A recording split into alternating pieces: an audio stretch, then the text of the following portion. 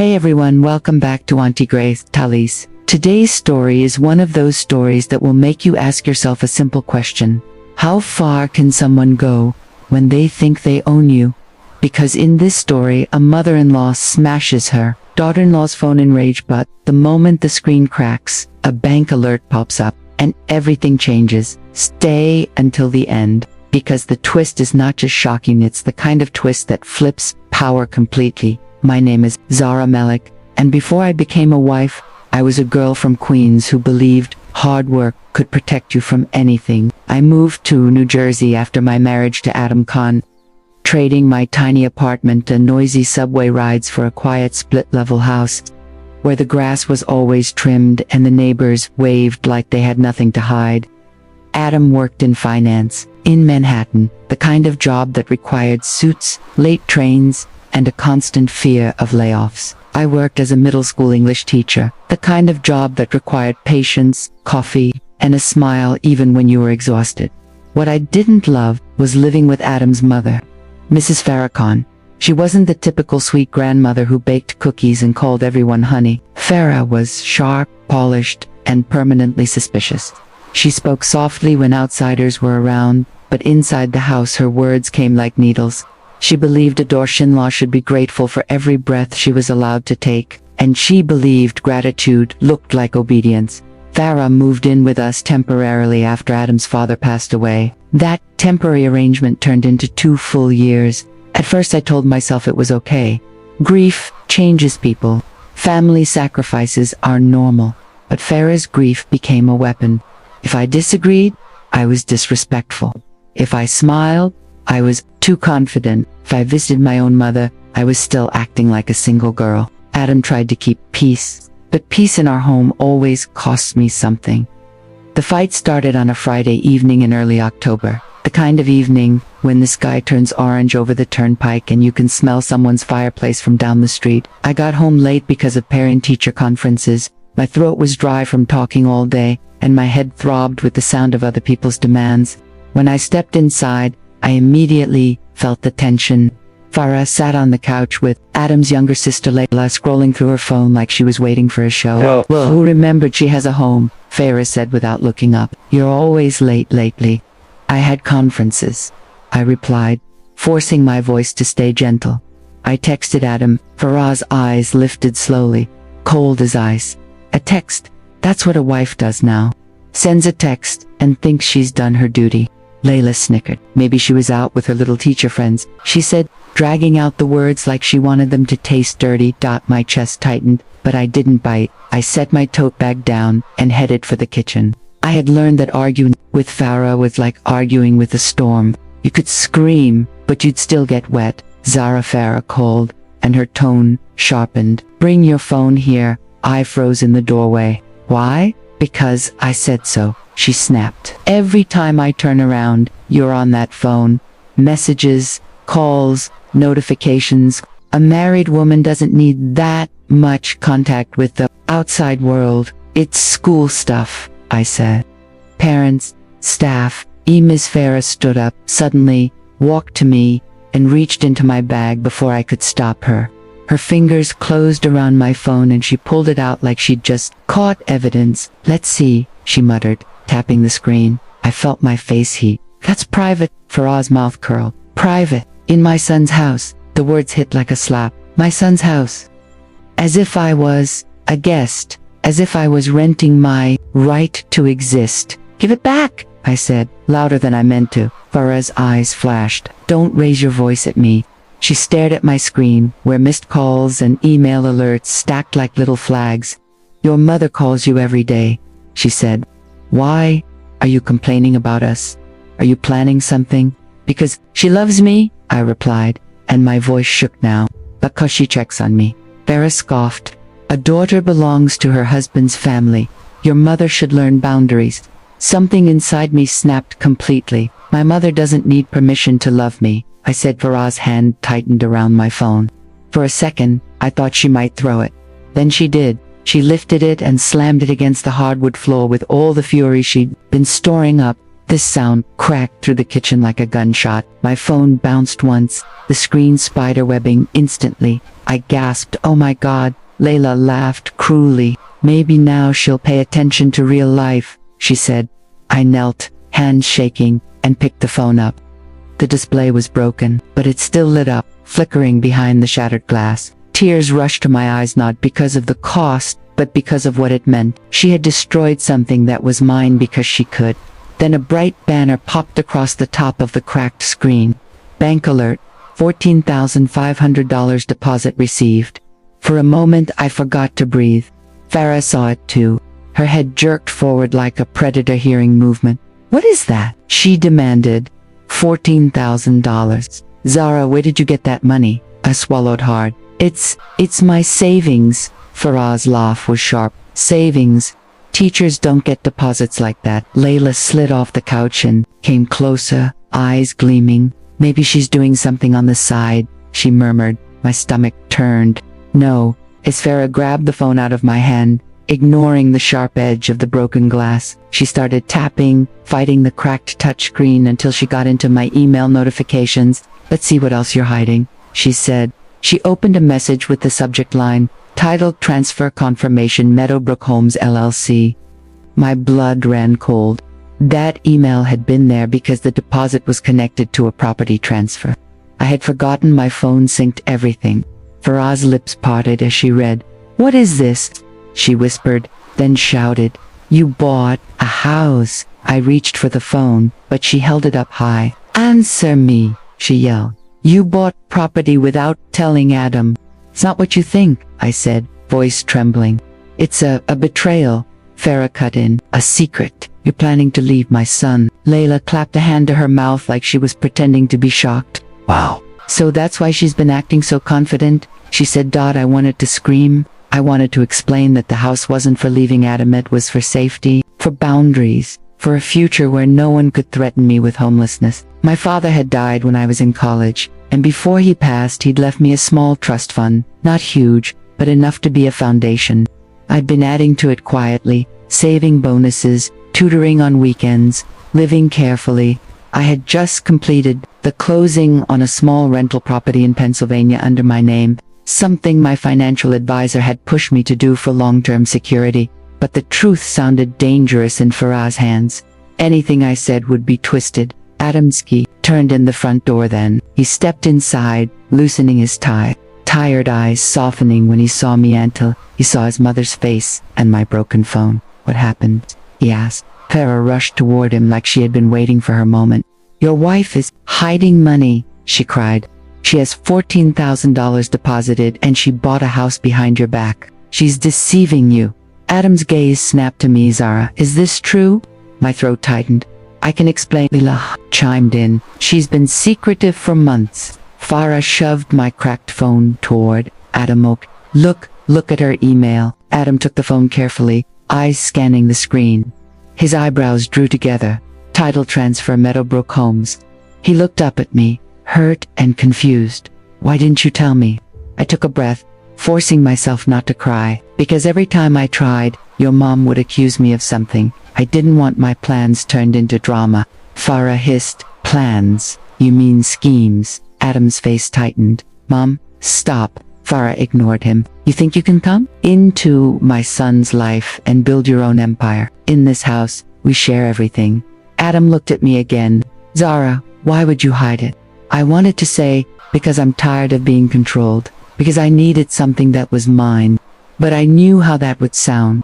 So I told him the simple truth. "It was my father's money," I said, "and my savings.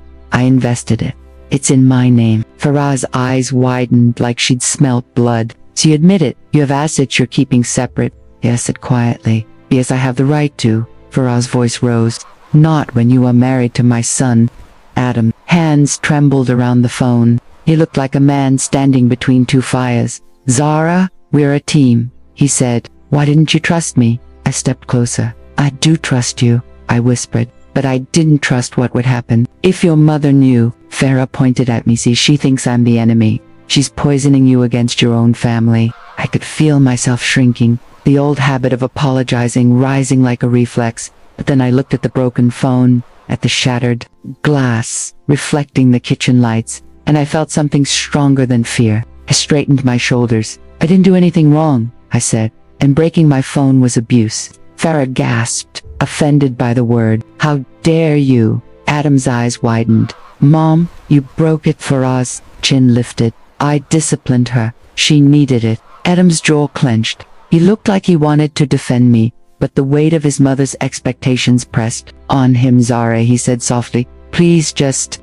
let's talk later. Farah took a step forward. No, we talk now. She will give me her account passwords, and she will add Adam's name to that property, or she can leave. The room went silent. Even Layla stopped smirking. Adam stared at his mother, stunned. Then he looked at me, waiting for me, twofold like I always did. My heart pounded. My voice came out calm. I'm not giving anyone my passwords, I said, and I'm not adding names to anything under threats. Farah's face twisted. Then leave, she spat. I looked at Adam. He didn't move. His eyes were wet, but his feet were ruined. I nodded slowly. Not because I wanted to leave that night, but because I understood something. My safety could never depend on someone else's courage. If Adam couldn't stand now, I would have to. I walked to our bedroom, closed the door, and sat on the edge of the bed, with my broken phone in my lap. The cracked screen still glowed faintly, like it was trying to tell me something. I wiped my tears and opened my laptop. I typed a message to my best friend Rachel. I might need a place to stay. Things exploded. Then I opened the folder, where I kept my documents, bank statements, and one envelope I had never shown anyone. The envelope contained a letter from my father, and a set of papers that could change everything about this house. I took a shaky breath, feeling the shift inside me. Farah thought she had destroyed my connection to the world by breaking my phone. She didn't realize she had cracked open the truth, and once truth is visible, it doesn't go back into hiding. That night, while Farah whispered to Layla in the hallway and Adam paced downstairs, I made a decision. Tomorrow, I would stop begging for permission to be respected. Tomorrow, I would reveal the secret that would force everyone to see me differently. And whether Adam stood with me or not, I would stand with myself. The next morning, I woke before sunrise, the way you wake when your nerves never really slept. I heard Farah moving downstairs, cabinet doors opening and closing as if she wanted the house to know she was still in charge. Adam's side of the bed was empty. He must have slept on the couch. I sat up, stared at my broken phone, and felt the same stubborn calm I had felt the night before. I wasn't going to argue in circles anymore. If they wanted to treat me like a guest, then I would stop acting like I needed permission to exist. When Adam finally came into the bedroom, his eyes were red, his hair messy. Zara, he whispered, I'm sorry. I didn't know it would get that bad. I held up the phone. Your mom smashed it, I said, and then she accused me of cheating. Adam, that's not bad. That's unacceptable. He swallowed hard. I know, I'm stuck between you and her. I nodded. Then listen carefully. I love you, but my dignity isn't negotiable. I'm not giving her passwords. I'm not signing anything. And if you can't protect me from that, I will protect myself. Adam looked like he wanted to protest, but the truth sat heavy on his tongue. What do you want me to do? He asked. I want you to stand with me when I speak, I said. Not later, today. He exhaled, then nodded. Okay, today. Downstairs, Farah had set breakfast like it was a courtroom. Plates placed perfectly, tea poured, her posture straight, her eyes ready to judge. Layla sat beside her, already entertained. When Adam and I walked in together, Farah's eyebrows lifted. So the couple decided to show up. She said, have you come to your senses? Adam pulled out a chair and sat. Mom, we need to talk. Farah's smile was thin. I already talked. Your wife refused to cooperate. Adam's voice was steady. Because your demands were wrong. You broke her phone. You went through her email, and you accused her without proof. That stops today. For a second, I saw Farah's confidence wobble. Then she scoffed. So she has turned you against me. No, Adam said. You did that. Layla rolled her eyes. Why? She's manipulating you, she muttered. I looked at Layla. You enjoy watching people suffer, I said calmly. But you won't enjoy what happens if you keep helping cruelty. Farah slammed her hand on the table. Enough, Zara. Bring the property documents. I want them on this table now. I took a slow breath. No, I said. Her jaw dropped as if the word itself insulted her. "Excuse me, no," I repeated. "You don't get to demand my documents." Farah stood up so fast her chair scraped loudly. "Then get out of my house." I turned my head slightly, meeting Adam's eyes. He looked terrified, but he didn't look away. "Mom," he said, "stop saying my house." Farah's face twisted. "It is my house, my son's house, not hers." I nodded once, as if confirming a suspicion. "That's exactly what I need to clear up," I said. I walked to the hallway closet and pulled out the brown envelope my father had left. Inside were two things, his letter and the deed. My hands didn't shake anymore. I came back to the dining table and placed the envelope in front of Farah. "What is this?" she demanded. "The truth," I said. Farah tore it open, expecting to find my Pennsylvania property paperwork. Instead, she pulled out my father's letter first. It was written in English, with his careful handwriting and the kind of warmth that made your throat tighten. Farah squinted at it, then looked at Adam. "Read," she ordered. I lifted my chin. "I'll read," I said, and I began aloud, to my daughter Zara, and to Adam, the man she chose. "If you are reading this, I am gone. I am leaving Zara not just money, but protection. I have purchased a home and placed it in her name, so she will always have safety. Adam, if you stand with her, you will find blessing. If you allow anyone to humiliate her, you will lose peace. Protect her dignity, as you would protect your own." The room went quiet. Layla stopped smiling. Farah's fingers tightened around the paper. "What home?" she whispered. I slid the deed out and placed it beside the letter. "This one," I said. Farah's eyes dropped to the document. Her lips parted. The deed clearly stated that the house at our address was owned by Zara Malik. The final deposit yesterday had been the release of escrow funds and the completion of the title transfer. My father had started the process before he died, and I had finished it quietly, paying the remaining costs and taxes. I had kept it silent because I didn't want power. I wanted peace. Farah stared as if the letters could rearrange themselves into something else. "That's impossible," she hissed. Adam picked up the deed with both hands. He read it twice, then looked at me with shock and a strange respect. "Zara, you own this house?" I nodded. "Yes." Layla's voice cracked. "You're lying." I met her eyes. "No." Farah's face flushed red. "So, you've been planning this the whole time," she accused. "You wanted to trap my son. You wanted to take everything." I shook my head. "I never wanted to take anything. I lived here with you for 2 years. I cooked, I cleaned, I showed respect. I never once reminded you of this deed. I never used it, but you kept pushing, and you kept humiliating me, and last night, you crossed a line." Farah's voice turned sharp again, but fear trembled under it. "So what now? You'll throw me out? You'll throw your husband's mother out like trash?" "No," I said, and my voice stayed calm. "I'm not like you. I'm not here to punish. I'm here to set boundaries. You will not touch my belongings again. You will not go through my phone. You will not accuse my character. And you will not threaten me with homelessness in a house you don't own." Adam stepped forward, the deed still in his hands. "Mom," he said, "you owe Zara an apology." Farah looked at him like he had betrayed her. "Apology? After she humiliated me?" Adam's voice broke. "You humiliated her first." For a moment, Farah's pride fought with reality. Then, she threw the letter onto the table and stormed out, her footsteps heavy, her door slamming upstairs. Layla stood frozen, unsure whether to follow her mother or stay in the room where the power had shifted. Adam set the deed down gently. His eyes were wet. "I didn't know," he whispered. "I swear, I didn't know. I didn't hide it to hurt you," I said. "I hid it because I needed to know if you loved me enough to respect me without leverage. I needed to know if you would protect me even when you thought I had nothing." Adam's shoulders shook. "I failed last night," he admitted. I nodded. "You did, but you're here now." He reached for my hand. "I want to fix this," he said. "Tell me how."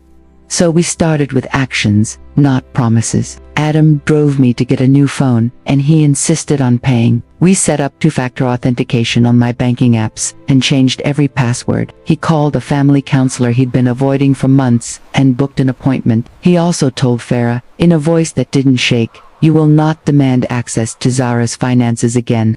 That afternoon, Farah stayed in her room. I heard her crying once, then silence. I didn't celebrate. I didn't feel victory. I felt grief for the woman I had tried so hard to please. Grief for the years I had shrunk myself to avoid conflict. In the evening, Adam gathered us in the living room. Farah came down reluctantly, eyes swollen but posture stiff. Layla sat beside her, quiet. Adam held a sheet of paper. "We're making house rules," he said. "Because this family is breaking," Farah scoffed. "House rules? For me?" "Yes," Adam said. "For everyone." He read them aloud. "No insults, no threats, no breaking anyone's belongings, no invading privacy. If there is a problem, we discuss it respectfully. If anyone can't follow these rules, they will find another living arrangement." Faraz's mouth tightened. "So you're choosing her?" Adam's voice was soft but firm. "I'm choosing respect." Farah looked at me then, and for the first time, I saw something under her anger. She had lost her husband, and in her fear of losing her son too, she had tried to control everything. Control felt like love to her, because she didn't know another language. She didn't apologize that night. She signed the paper silently and walked away. But the next day, she did something unexpected. She knocked on my door. I opened it cautiously. Farah stood there with my broken phone in her hands. She had taken it to a repair shop. The screen was still dead, but the technician had recovered my photos and contacts onto a small USB drive. Farah held it out. "I shouldn't have done it," she said, barely above a whisper. I took the drive. "Thank you," I replied. Her eyes flicked up, then down. "I was scared," she admitted. "I thought you would take Adam away. I thought I would be alone." I nodded slowly. "You can be afraid," I said, "but you can't be cruel." Faraz's shoulders sagged. "I will try," she murmured, and then she turned away. That simple sentence didn't erase everything, but it opened a door. Over the next weeks, Adam and I moved into our own rhythm. We started doing weekly check-ins, 15 minutes of honest conversation where we talked about money, family, and feelings without blaming each other. Adam admitted he had been trained to avoid his mother's anger like it was an earthquake. I admitted I had been trained to endure disrespect like it was the price of love. Together, we began unlearning. Layla changed not because she suddenly became kind, but because cruelty is easier when you believe you'll never be challenged. Now, she knew I could challenge her. One day she muttered, "Must be nice owning everything." I smiled and said, "It's nice owning my peace. You should try it." And something inside her softened, just a little. One weekend, Adam asked if we could visit my mother in Queens. Farah tried to refuse at first, but Adam told her gently, "We're going. You're welcome to come if you want."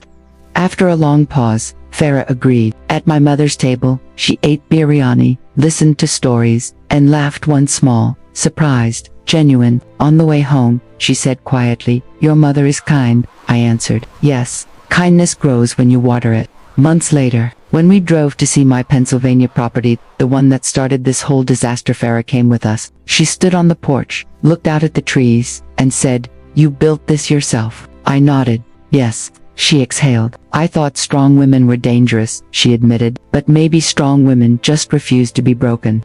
I didn't respond with a lecture. I just smiled, because I understood the lesson myself now. The broken phone wasn't just a broken device, it was a mirror. It showed everyone who they were when power was tested. And it reminded me that respect is never a gift you wait for. It is a boundary you build. So if you ever find yourself in a home where your silence is used against you, remember this. You don't need to scream to be strong. Sometimes the strongest thing you can do is say one word, no, and mean it. And when you mean it, the world rearranges itself, because even bullies finally understand certainty better than tears. If this story made you feel something like this video, and subscribe to Aunti Grace Tales, because tomorrow's episode is even crazier. My mother-in-law took my salary, but I smiled because I had a plan. Comment dignity first if you watched till the end. Then tell me, should Zara forgive Farah completely, or keep strict boundaries forever? See you in the next story.